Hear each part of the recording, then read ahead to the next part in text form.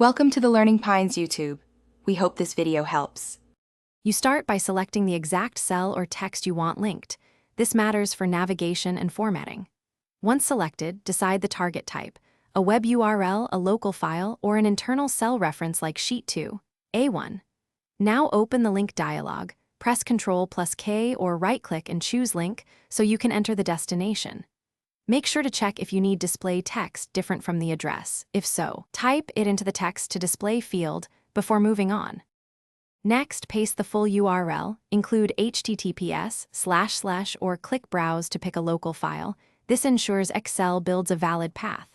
For internal links, type the sheet name, an exclamation mark, then the cell address, for example Sheet 2, A1, and confirm the workbook is saved so the link resolves.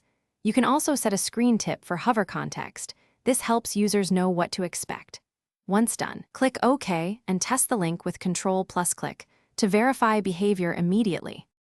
Finish by confirming the display text, then click OK to create the hyperlink. You'll see underlined text or a colored cell.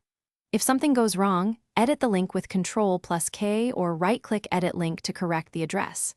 Troubleshoot by checking file paths, ensuring the workbook is saved, and verifying the URL spelling. If files move together, use relative paths to keep links intact. Finally, test again with Ctrl+Click so you're sure the link opens to the intended target.